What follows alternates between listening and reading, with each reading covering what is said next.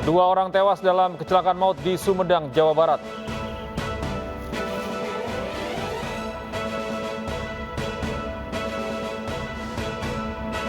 Rumah dan warung di lereng Gunung Merbabu, Boyolali, Jawa Tengah tertimpa tanah longsor.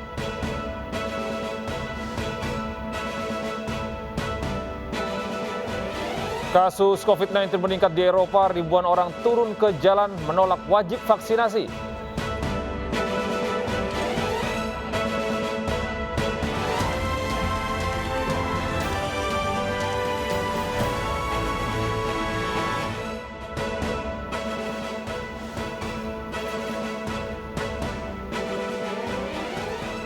Selamat pagi pemirsa, kami hadir kembali dalam News Pagi melengkapi informasi Anda pada pagi hari ini. Selain 3 berita utama tadi, kami juga akan hadirkan beberapa informasi penting lainnya. Bersama saya, Gede Satria, inilah News Pagi selengkapnya.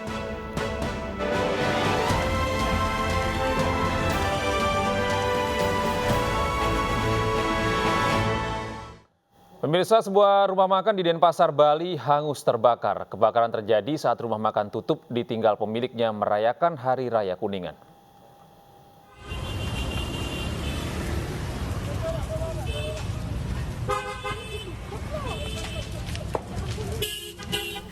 Api menghanguskan sebuah rumah makan di Jalan Teguh Umar, Denpasar, Bali. Kebakaran terjadi saat rumah makan tutup karena pemilik sedang merayakan Hari Raya Kuningan. Petugas dan warga berjibaku memadamkan api. Dalam 2 jam, api pun berhasil dipadamkan. Sementara itu, pemilik showroom di sebelah rumah makan yang terbakar panik dan mengeluarkan sepeda motor dagangan mereka. Kebakaran ini diduga terjadi akibat korslet listrik.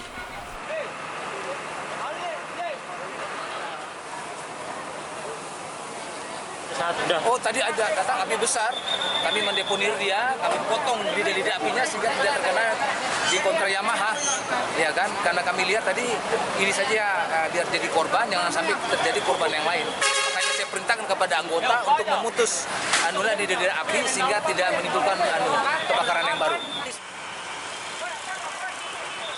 Tidak ada korban jiwa dalam peristiwa ini, namun kebakaran sempat membuat lalu lintas tersendat karena banyaknya warga yang datang untuk menyaksikan kebakaran. Dari Denpasar, Bali, Aris Wiyanto, iNews melaporkan. Diduga overheat, minibus terbakar di tol Purbalenyi, Purwakarta, Jawa Barat. Butuh 30 menit bagi petugas untuk memadamkan api. Ke Bandung, terjadi kebakaran kendaraan. Minibus terbakar di tol Purbalenyi, kilometer 86, Purwakarta, Jawa Barat. Dalam video amatir, kobaran api melalap seluruh badan kendaraan. Petugas pemadam kebakaran tiba di lokasi langsung melakukan upaya pemadaman. Beruntung pengemudi dan 1 penumpang selamat dari peristiwa kebakaran tersebut. Peristiwa berawal ketika minibus yang dikendarai Fuad Harara bersama istrinya melaju dari Jakarta menuju arah Bandung, mengalami kendala dan mati total. Tak lama berselang, keluar asap dari bagian mesin yang disusul dengan kobaran api. Menanjak tidak kuat kendaraannya, terus ada digas nggak kuat, kemudian mendadak mati mesin, kemudian menepikan kendaraannya ke bawah jalan. Nah, pengemudi turun untuk mengecek kap mesin, buka sedikit kap mesin, ternyata ada asap, makin lama ada api di dalam kap mesin.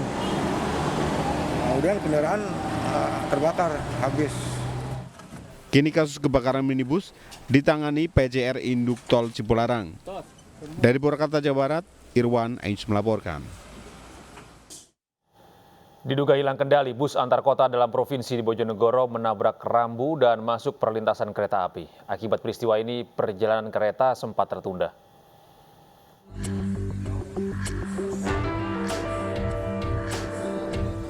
Dalam rekaman kamera pengawas milik Dinas Perhubungan Kabupaten Bojonegoro, bus Bintang Mas mengalami slip atau out of control hingga menabrak tiang listrik dan palang pintu perlintasan kereta api di Desa Sukowati, Kecamatan Kapas, Bojonegoro, Jawa Timur. Bus yang dikemudikan oleh Andri Siswoyo ini melaju dengan kecepatan 60 km menuju ke Terminal Rajeng Besi, Bojonegoro. Beruntung saat kejadian, bus tidak mengangkut penumpang, sehingga tidak ada korban jiwa maupun luka, termasuk sopir yang mengemudikan. Sopir Bintang Mas yang dari arah timur menuju ke barat akhirnya tidak bisa mengendalikan bisnya. Akhirnya menabrak palang pintu dan mengakibatkan perjalanan kereta api terlambat. Akibat bodi bus masuk perlintasan kereta, selama proses evakuasi, jalur kereta api dihentikan sementara. Dari Bojonegoro, Jawa Timur, Dedi Madi, iNews melaporkan.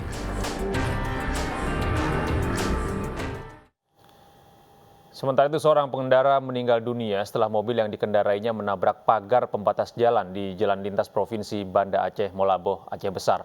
Kencangnya tabrakan membuat pagar pembatas menembus badan mobil.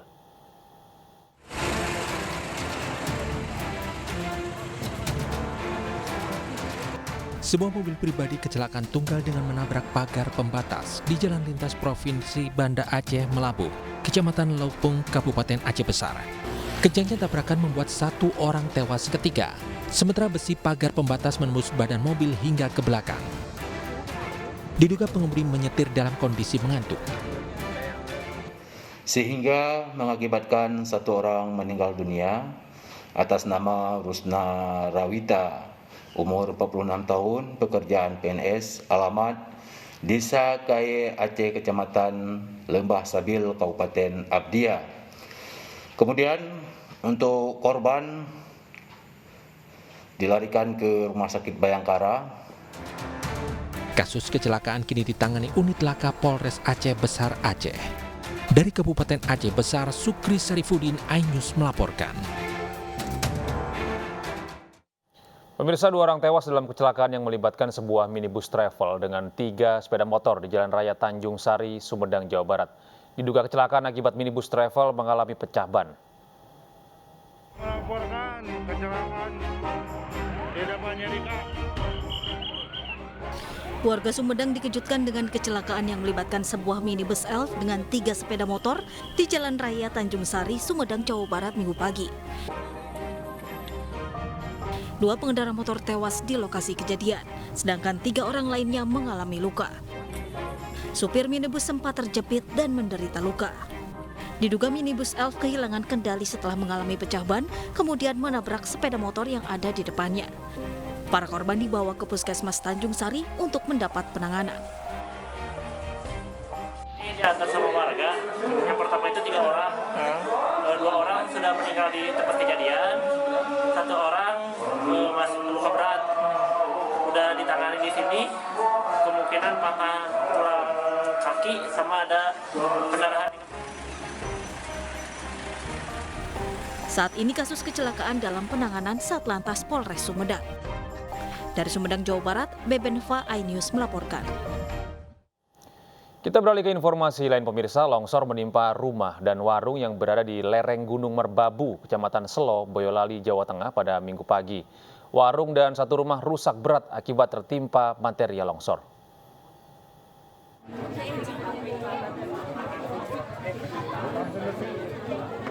Warga panik setelah talut rumah warga longsor di lereng Gunung Merbabu, Kecamatan Selo, Boyolali, Jawa Tengah. Material longsor menimpa sebuah warung dan rumah yang berada tepat di sampingnya. Diduga kejadian akibat tanah labil setelah diguyur hujan lebat sehari sebelum terjadinya longsor. Awalnya ada reruntuhan jatuh. Ada suaranya gitu? Ada suaranya, terus saya keluar. Tak kirain kan anak kecil biasanya kan lempar batu itu, terus saya masuk lagi kok semakin tambah gitu kan, langsung saya ke jalan itu langsung lihat kok tembok situ tuh semakin gang gitu. Tidak ada korban jiwa dalam kejadian ini. 1 warung dan 1 rumah rusak berat akibat tertimpa material longsor. Dari Boyolali, Jawa Tengah, Tata Rahmanta, iNews melaporkan. Sementara itu 2 rumah warga di Majalengka rusak berat terkena longsor. Longsor terjadi saat wilayah Majalengka diguyur hujan deras.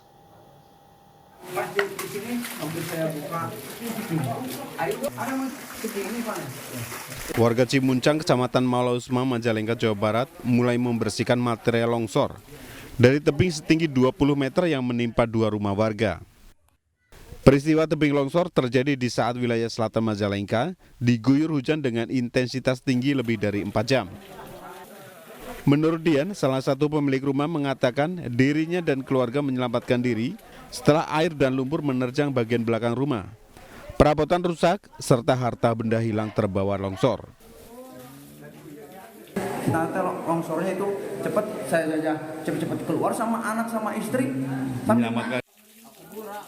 Wilayah Malousma Majalengka, Jawa Barat saat ini masuk zona merah bencana alam, yakni longsor serta pergerakan tanah.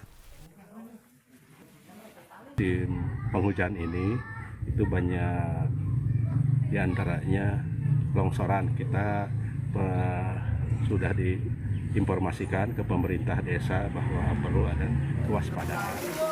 Akibat bencana alam tebing longsor, warga desa Cimucang, Kecamatan Malousma dihimbau untuk waspada di saat turun hujan dengan intensitas tinggi. Dari Majalengka, Jawa Barat, Muhammad Zeni Johadi, Ainus melaporkan. Ya pemirsa, tim SAR gabungan akhirnya menemukan korban kedua dalam peristiwa tenggelamnya 3 remaja di Sungai Catur, Madiun, Jawa Timur kemarin. Korban ditemukan puluhan meter dari titik awal hilang di bawah arus sungai.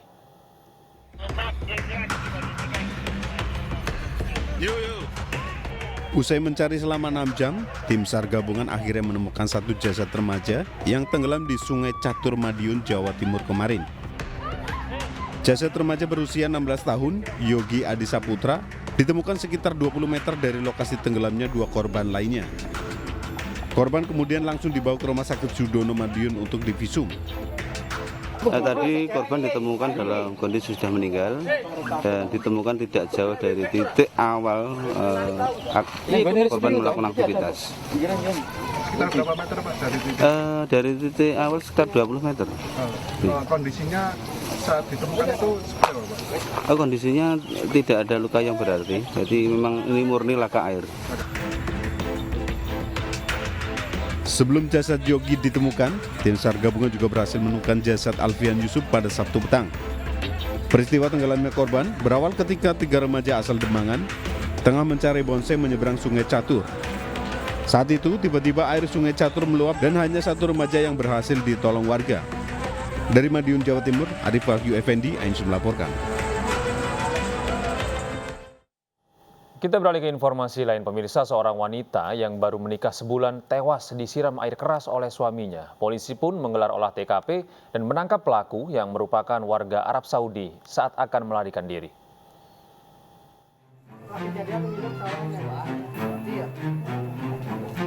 Polisi dan tim Inafis Polres Cianjur melakukan olah tempat kejadian perkara di rumah korban, Sarah, istri yang tewas disiram air keras oleh suaminya, warga negara Arab Saudi. Dalam olah TKP ini polisi memeriksa seluruh ruangan rumah korban. Warga pun memadati lokasi ingin menyaksikan jalannya olah TKP tersebut.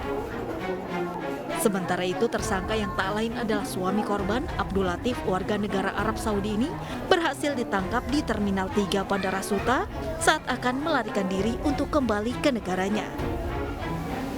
Dan melakukan pemeriksaan awal terhadap pelaku, bahwa pelaku ingin melarikan diri ke negaranya, yaitu ke Arab Saudi. Dugaan motif sementara pelaku sakit hati terhadap korban. Hingga kini pihak keluarga masih menunggu hasil otopsi jenazah korban di Rumah Sakit Dr. Hafiz Cianjur dan berencana akan langsung memakamkan jenazah. Dari Cianjur, Jawa Barat, Muhammad Andi Isyan, iNews melaporkan. Pemirsa, Oknum Kepala Badan Kepegawaian dan Pengembangan Sumber Daya Manusia Daerah Kepulauan Sangihe, Sulawesi Utara dilaporkan ke polisi. Pelaku diduga melakukan pelecehan terhadap pegawainya.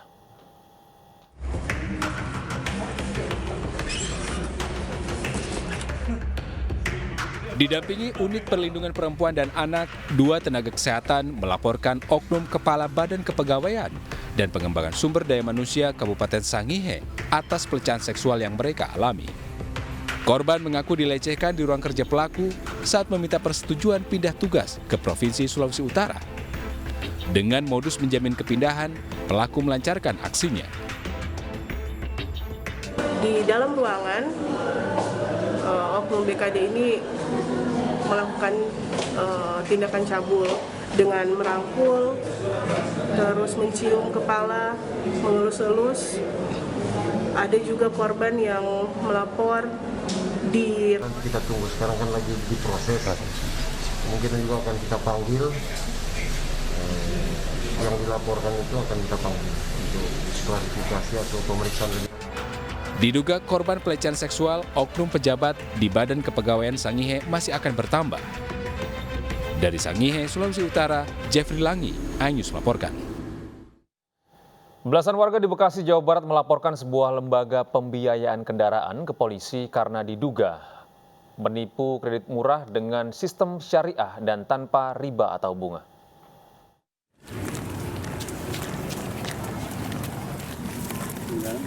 Dengan sejumlah bukti seperti bukti transfer uang muka kredit mobil dan surat perjanjian akad kredit, belasan warga Bekasi melaporkan kasus dugaan penipuan ke Mapolres Metro Bekasi. Warga merasa tertipu oleh lembaga pembiayaan PT Mobilima Syariah Internasional yang menjanjikan kredit mobil dengan cicilan murah bersistem syariah tanpa riba atau bunga. Uang muka telah disetorkan tetapi hingga kini unit kendaraan yang dijanjikan tak kunjung datang. Nah, tadi kan full syariah, tidak ada denda, tidak ada sita. Terus saya searching yang di bawah OJK, aman, terpercaya. Yang keluar itu kalau kita googling itu keluar Mobilima. Terus dia pakai nama internasional. Ternyata bukan internasional. Kalau internasional nggak mungkin lah cuma di sini. Terus sahamnya juga kayak gini. Saya 130 juta, tapi saya sudah kembali alhamdulillah sekitar 30-an juta, Pak. Karena itu pun saya mintanya benar-benar pada saat itu saya sama istri intens datang ke kantor, bolak-balik datang ke kantor Mobilima untuk meminta uang saya kembali. Dan akhirnya setelah saya mengancam atau setelah saya bikin ribut di kantor, minta jaminan BPKB, akhirnya mereka bersedia mengembalikan 30 juta. Sebagian korban berusaha menarik kembali uang yang mereka setorkan, tetapi hanya sebagian uang yang kembali. Dengan melaporkan ke polisi, warga berharap kasus ini ditindaklanjuti ke proses selanjutnya. Diduga ratusan orang telah menjadi korban dengan kerugian mencapai 10 hingga 12 miliar rupiah. Dari Bekasi, Jawa Barat, Rahmat Hidayat, iNews melaporkan. Puluhan obat kadaluarsa ditemukan petugas gabungan saat razia ke Pasar Senen, Jakarta Pusat. Kami akan segera kembali.